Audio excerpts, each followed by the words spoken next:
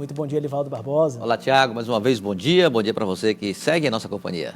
Bom, Elivaldo, queria que você falasse desse esforço dos prefeitos marcando presença em um ato para chamar a atenção, marcar a presença do Piauí, um ato que acontece em Brasília, que é a Marcha dos Prefeitos. É um ato tradicional, já há algumas décadas que é realizado em Brasília todos os anos no mês de maio. Eu mesmo já acompanhei algumas edições da Marcha Nacional dos Prefeitos em Brasília. Eu conversei ontem com o presidente da Associação Piauiense de Municípios, Admaelton Bezerra, prefeito de São José do Piauí. Ele coordenará uma comitiva piauiense formada por mais de 200 gestores que devem marcar presença nesse evento organizado pela Confederação Nacional dos Municípios. E que pautas o Piauí levará ou reforçará nesse movimento nacional municipalista? Olha, a gente já tem até uma reunião da bancada federal agendada para o dia 20, às 17 horas, no plenário 6 da Câmara dos Deputados. As prioridades do Estado do Piauí é a PEC 66, que é esse problema que os municípios estão sofrendo. Tem também, estamos lutando pelo 1,5% no mês de março, para ressarcir a diferença da isenção dos R$5 mil do imposto de renda, e tem os royalties do petróleo, que isso é um sonho de todos os brasileiros, é onde se resolve todos os problemas financeiros dos municípios, a distribuição dos royalties de forma legal, de forma que a Constituição diz, que ainda hoje está parada há 12 anos, mas que a gente vai lutar até o fim para que a gente consiga isso. É um desejo dos municípios brasileiros, Elivaldo, com o objetivo de aumentar a receita. Dos municípios e dos estados. Essa famosa divisão dos royalties do petróleo, como lembrou bem o presidente Admaelton Bezerra, já se arrasta há 12 anos. Está lá no Supremo Tribunal Federal, judicializado. E não há nenhuma definição. Me parece que a relatora do caso é até a ministra Carmen Lúcia. Mas não há nenhuma indicação de pauta ou de definição. É um anseio das prefeituras e dos estados, não só pelo incremento de recursos nos seus tesouros, mas principalmente pela justa e criteriosa divisão de uma riqueza que pertence não a um ou a dois estados, mas a todo o país, conforme determina a Constituição Federal. E dentro dessa viagem aí, Elivaldo, eu queria que você me falasse sobre 2 pontos. Culinária, gastronomia e política. Tem tudo a ver, Tiago, porque será um encontro municipalista com pautas próprias. Você viu aí o presidente da PPM elencando 3 pontos que serão debatidos. A PEC, proposta de emenda à Constituição 66, que vai tratar da renegociação dos débitos previdenciários, uma questão atualíssima, imediata, essencial para as finanças de muitos municípios, principalmente aqui na região Nordeste, que tem uma base financeira muito frágil e econômica muito frágil. Tem município aqui, Tiago, que chegou 0,6%, que chegou a descontar compulsoriamente R$300 mil numa parcela do FPM. Nada. Recebe nada praticamente, né? Imagine como ficam as despesas nos municípios. Bom, agora você falou de uma questão aí que estará também na pauta desse encontro de Brasília. Política e gastronomia. Só jantares, serão 3, envolvendo lideranças importantes e que estão olhando para 2026 na disputa das 2 vagas para o Senado. No dia 20, Tiago, será a primeira reunião com almoço. Um almoço no dia 20 com o senador Ciro Nogueira. O senador Ciro Nogueira que tem uma inserção muito forte, tem uma base muito forte nos municípios piauienses. E já organizou um almoço lá em Brasília no dia 20, na próxima terça-feira. No mesmo dia, ali já na digestão do almoço, os prefeitos participarão de um jantar. E um jantar organizado por outro senador, o senador Marcelo Castro, também procurando estreitar vínculos com os prefeitos, as lideranças municipalistas. No dia seguinte, aí intervalo maior para que a digestão aconteça, sem maiores dificuldades. No dia seguinte, 21, um novo jantar. Agora, convocado, ou patrocinado, digamos assim, pelo deputado federal Júlio César Lima, o presidente estadual do PSD, pré-candidato ao Senado Federal. E com forte presença também no movimento municipalista. Júlio César é considerado, assim, historicamente, um parlamentar essencialmente municipalista. Já foi prefeito no Guadalupe, já foi presidente da Associação Piauiense de Municípios. Então, 3 pré-candidatos ao Senado em 2026 se reunirão com prefeitos, tendo como principal meta estreitar vínculos nesse momento de articulação considerado essencial para viabilizar projetos eleitorais. Tiago. Elivaldo Barbosa, o PDT se reúne após o anúncio, a saída do ministro da Previdência, Carlos Lupe, discutir os rumos do partido no país e nos estados. O partido já declarou comportamento político no Congresso Nacional. A bancada, formada por 17 deputados federais, a bancada na Câmara, já decidiu romper com o governo federal, adotando uma postura de independência. Eu soube até que essa independência, o que significa? Toda matéria que tramita na Câmara Federal terá um entendimento, uma negociação individualizada com o PDT, a bancada do PDT. No Senado, 3 senadores preferiram adotar o caminho de seguir na base aliada ao governo federal. Como ficam as situações nos estados? As situações em que o PDT é aliado do PT, é adversário do PT, enfim. Aqui no Piauí, por exemplo, o PDT compõe a base aliada ao governo do estado. É comandada pelo ex-vereador Evandro Ide.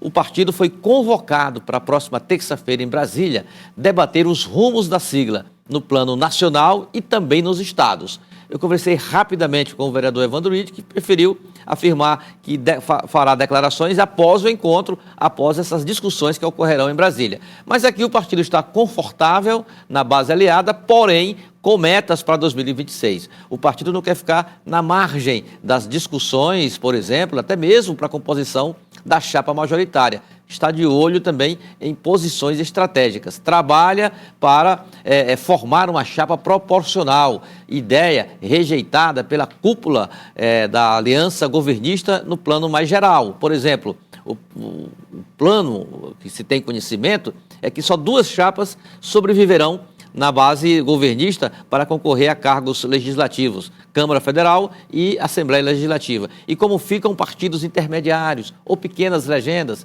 como Solidariedade ou PDT, como fica nessa situação? Então há muitas pendências políticas também do PDT na base governista. E tudo isso será debatido na próxima terça-feira em Brasília para, quem sabe, clarear o caminho que o PDT deve trilhar em 2026. Tiago. Elivaldo, está tramitando na Assembleia Legislativa pedidos de autorização de operações de crédito pelo governo do estado, contração de empréstimos. Gostaria que você me atualizasse quais pedidos já foram analisados e o que se tem de aprovação, de concretização. As operações de crédito, no total de 5, foram aprovadas na Comissão de Constituição e Justiça. O que aprecia a Comissão de Constituição e Justiça? A legalidade. Se tem incorreções legais, fere a Constituição do Estado ou a federal. Então, esse aspecto foi definido ontem, aprovado, discutido e aprovadas todas as operações de crédito pretendidas pelo governo do Estado. E que operações são essas? Para que servem? Para que serão destinadas? Nós obtivemos informações da Secretaria de Fazenda e que definiram mais ou menos o perfil desses pedidos de novas operações de crédito para o governo do Estado executar com, naturalmente, a autorização da Assembleia Legislativa. Vamos lá, que operações são essas? Bom, o que a Secretaria de Fazenda informa, nós obtivemos essa informação, são 3 operações de crédito, Tiago. Uma no Banco do Brasil, de 2,98 bilhões de reais, que serão usados para investimentos em infraestrutura, rodovias, mobilidade urbana, segurança, saúde e transformação digital. A outra operação de crédito será pretendida junto ao BID, que é o Banco Interamericano de Desenvolvimento, o Banco Mundial, no valor de 53 milhões de dólares, aí pouco mais de 300 milhões de reais. Profisco 3, que tem a finalidade de aprimorar a eficácia da gestão com receitas, gastos públicos, ou seja, na estrutura fazendária, até mesmo para adequar os pontos importantes que norteiam a reforma tributária em fase de implantação no país. E a outra operação de crédito, também junto ao BID, no valor de 50 milhões de dólares, vai para o Programa de Transformação Digital, Piauí Mais Digital, melhorar a gestão digital em todas as áreas do Estado. Bom, essas 3 operações de crédito são acrescidas a mais outras operações que têm um perfil diferente, que o governo pretende encarar ou enfrentar os efeitos dos encargos da dívida acumulada hoje no estado do Piauí. E que operações são essas? São operações ligadas à reestruturação da dívida do Estado, né? Essa reestruturação acontece de que forma? 5,8 bilhões de reais junto ao Banco do Brasil para alongar, Tiago, para 25 anos a dívida do Estado com 2 anos de carência, ou seja, só começa a pagar esse financiamento depois de 2 anos. E com o BIRD, que é o Banco Interamericano de Reconstrução e Desenvolvimento, no valor de 392 milhões de reais para alongar para 35 anos, com 2 anos de carência, também parte da dívida. O que o governo pretende com essas operações de crédito? Repercute de que forma? É como se você pegasse o empréstimo para pagar outro empréstimo? Na verdade, a ideia da área técnica do governo é para redefinir o que já existe de dívida no Estado. Que paga os encargos atuais, e aí esses encargos são quitados e a nova dívida ela é definida num prazo maior, com juros menores e repercutindo em menor intensidade nas receitas do Tesouro Estadual. Reduzir o impacto, né? Reduzir o impacto, é isso aí. Ou seja, pagar, segundo os técnicos do governo do Estado, pagar menos por mais tempo uma dívida e sobrar espaço com as novas operações de crédito para investimentos, considerando a fragilidade das receitas próprias para esse fim. As receitas próprias dão para as despesas de custeio e pouco investimento. Investimento de maior envergadura são necessárias as operações de crédito, segundo a área econômica do governo. A gente pode chamar de uma reestruturação da dívida, Elivaldo Barbosa. É verdade, o termo é esse, reestruturação ou reescalonamento da dívida.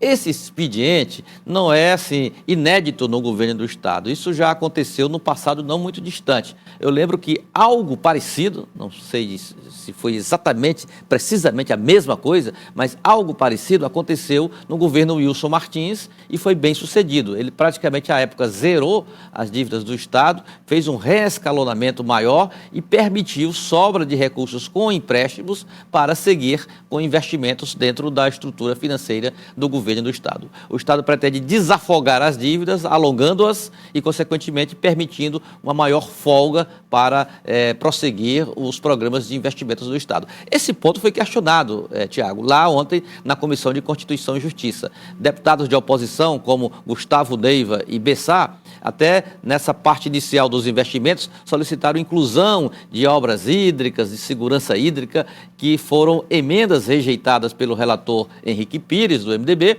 alegando que essa situação deverá ser tratada quando a discussão for do mérito. E isso ocorrerá agora na próxima etapa, na Comissão de Administração, aliás, na Comissão de Finanças, de quarta-feira, para definir toda essa situação nas comissões. Aprovada hoje, votada e aprovada, ou aprovadas as matérias hoje da Comissão de Finanças, Fiscalização, Controle, Tributação, as matérias provavelmente já seguirão para o plenário para a votação. Então, pelo tamanho da bancada governista, é provável que essas situações sejam todas resolvidas até a sessão ordinária desta quarta-feira, Tiago.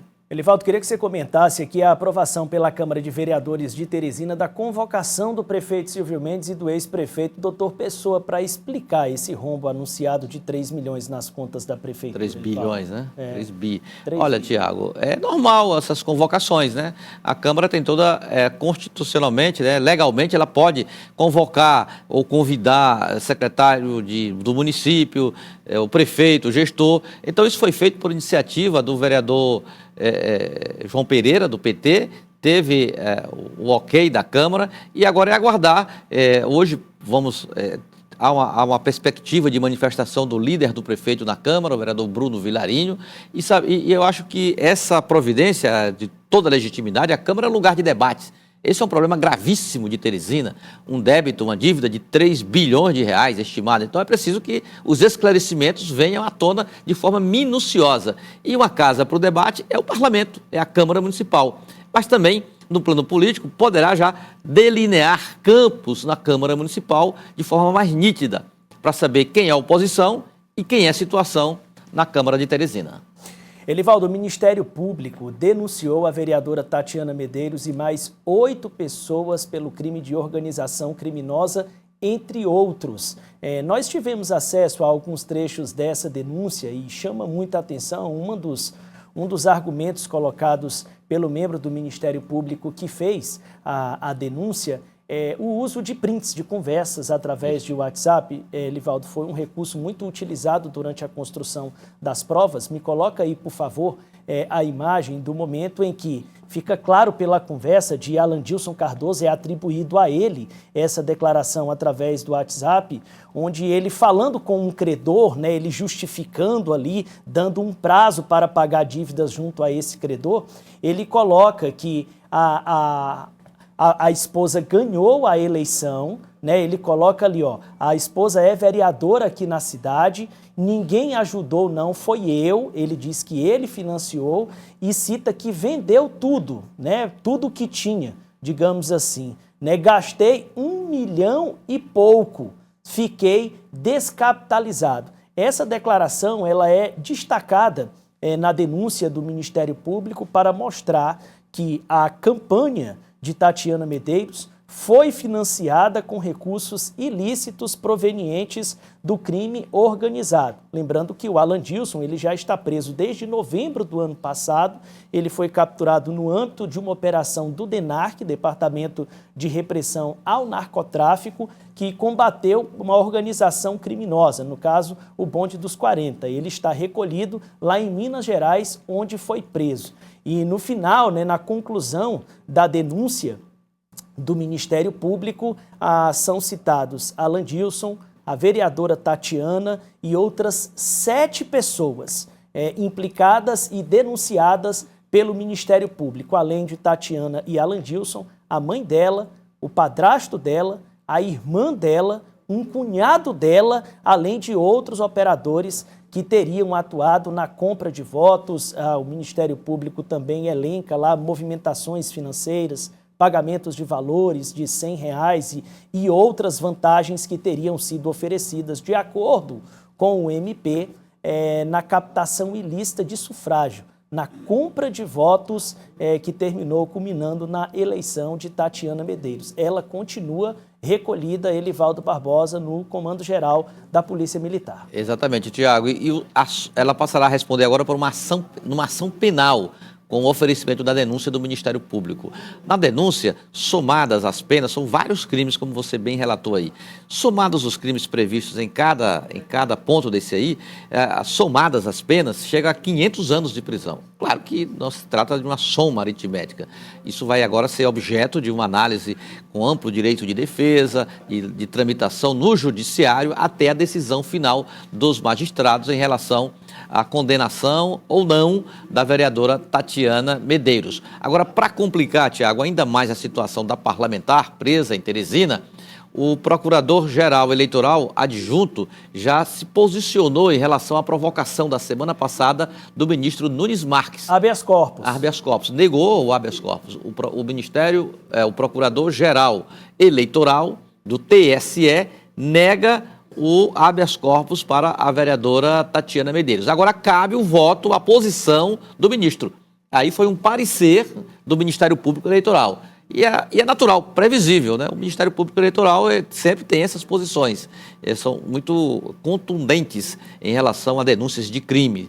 Então, foi esse o parecer. Agora, esse parecer vai ser analisado ou levado em conta no voto do ministro Nunes Marques, aí é outra situação, porque a decisão é do ministro Nunes Marques ou do plenário lá do Tribunal Superior Eleitoral, já que esse pedido está em grau de recurso, já que no Piauí o TSE já havia rejeitado nas primeiras semanas da prisão da vereadora, rejeitado até mesmo no colegiado do Tribunal Regional Eleitoral. Vamos aguardar agora, eu acho que de hoje para amanhã, no máximo, sai essa decisão lá no TSE sobre esse pedido de relaxamento da prisão através do habeas corpus. E também acompanhar de perto a repercussão que esses fatos novos terão na Câmara Municipal de Teresina, que segue com o desfalque de um parlamentar no conjunto da Câmara, né? A Câmara com 29 vereadores, hoje está com 28.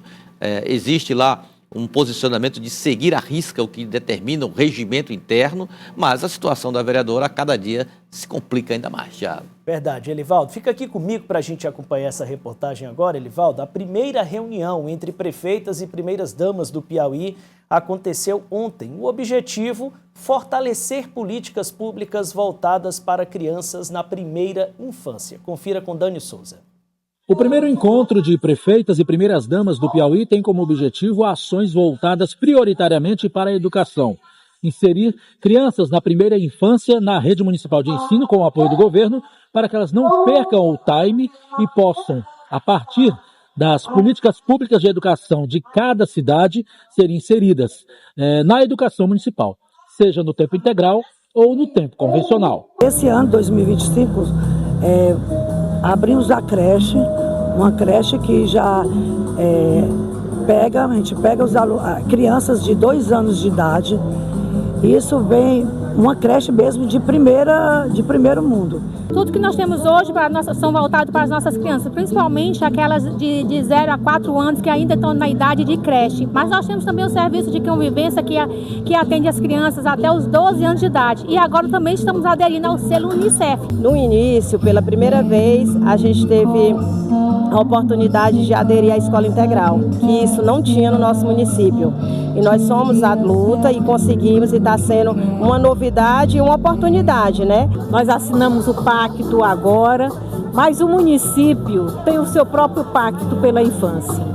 Nós temos um pacto na maternidade, do bem nascer dos nossos meninos, desde que é o momento que a mulher engravida. E o acompanhamento até os 5 anos, com todas as vacinações. E o mais importante, nós estamos investindo na criação de creches onde as crianças chegam e passam o dia, dando assim uma certa liberdade para suas mães. E assim, graças a Deus, nós estamos tendo resposta, mas nós queremos mais ainda. Porque nós estamos hoje numa situação que no IDEB nós somos o melhor da região, mas em comparação ao Brasil ainda nós estamos ruins. E o que é que nós queremos? Nós queremos melhorar. E como é que nós melhoramos?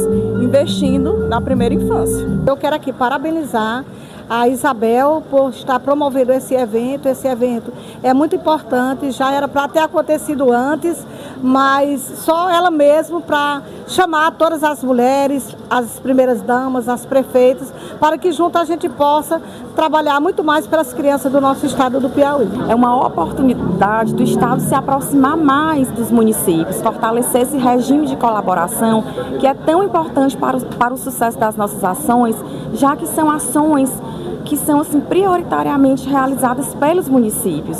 O estado aqui ele entra como um apoio, não é, nessa política de primeira infância. Valdo, vamos para a última, então você vai me trazer uma imagem em alusão à dobradinha PSD-MDB. Imagem reveladora, Tiago, foi num ato político. Isso mostra também que 2025 não é ano de eleição, mas é ano de intensa articulação política. Olha só, isso parece até um ato de campanha, não é? Mas local fechado e tudo mais, obedecendo todo o regramento legal. Mas é um ato realizado em Parnaíba e estão juntos o deputado Tiago Vasconcelos, que é do MDB, filiado ao MDB, e o suplente de deputado federal Fábio Abreu, do PSD. Primeiro, aí retrata que a aliança cruzada PSD e MDB já está acontecendo para valer, já está em campo. MDB para deputado estadual, PSD para federal. Outra revelação da foto, Tiago, Fábio Abreu, primeiro suplente de deputado federal, segue mesmo, no PSD. Ele chegou a estruturar, organizar o Podemos como opção partidária para 2026, articular uma chamada chapinha para dar mais competitividade a um projeto eleitoral, mas não, essa tese já é página virada. Fábio Abreu fica no PSD e vai tentar retornar à Câmara Federal no pleito do ano que vem, nessa aliança cruzada. PSD federal, MDB estadual. Obrigado, Elivaldo. Até amanhã, Tiago. Ótimo dia para você.